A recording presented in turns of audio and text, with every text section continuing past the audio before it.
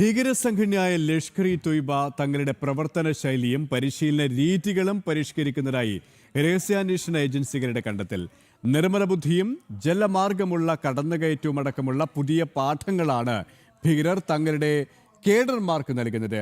ലഷ്കർ ക്യാമ്പുകളിൽ നിന്നും പുറത്തുവന്ന ദൃശ്യങ്ങൾ അടിസ്ഥാനമാക്കി ഭാരതത്തിന്റെ സുരക്ഷാ ഏജൻസികൾ നിരീക്ഷണം ശക്തമാക്കി.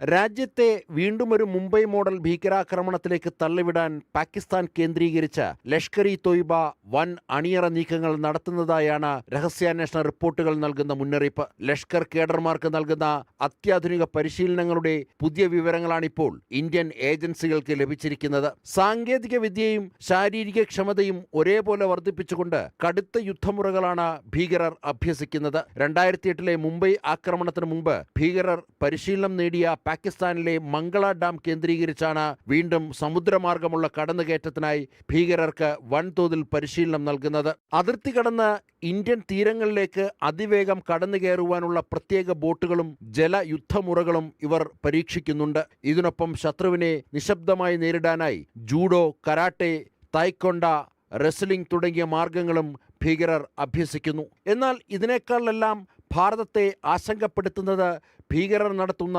സൈബർ യുദ്ധത്തിനായുള്ള ഒരുക്കങ്ങളാണ്. പ്രവർത്തനങ്ങൾ ആസൂത്രണം ചെയ്യുവാനും സൈബർ ആക്രമണങ്ങൾ നടത്തുവാനും ഓൺലൈൻ വഴിയുള്ള വിദ്വേഷ പ്രചരണങ്ങൾ വിപുലീകരിക്കുവാനും ലഷ്കർ ഇപ്പോൾ നിർമ്മിത ബുദ്ധി ഉപയോഗിക്കുന്നു. വനിതാ കേഡർമാരെയാണ് പ്രധാനമായും ഇത്തരം AI അധിഷ്ഠിത പരിശീലന പരിപാടികൾക്കായി ലഷ്കർ റിക്രൂട്ട് ചെയ്തിരിക്കുന്നത്. ഭീകര സംഘടനകളുടെ ഈ ഡിജിറ്റൽ പരിവർത്തനവും അത്യാധുനിക യുദ്ധമുറകളും ഇന്ത്യൻ സുരക്ഷാ സേനകൾ അതീവ ഗൗരവത്തോടെയാണ് വീക്ഷിക്കുന്നത്. തങ്ങളുടെ സൈബർ സുരക്ഷാ വിഭാഗത്തെ കൂടുതൽ ശക്തമാക്കുവാനും സമുദ്ര അതിർത്തികളിൽ നിരീക്ഷണം ഇരട്ടിയാക്കുവാനും നാവികസേനയ്ക്കും തീരസംരക്ഷണ സേനയ്ക്കും പ്രതിരോധ മന്ത്രാലയം കർശന നിർദ്ദേശം നൽകി. ലഷ്കറിന്റെ ഈ പുത്തൻ ഭീഷണികളെ ഫലപ്രദമായി ചെറുക്കാൻ ഭാരതവും സജ്ജമാണെന്നാണ് സുരക്ഷാ ഏജൻസികൾ വ്യക്തമാക്കുന്നത്. ജനം, ഡൽഹി.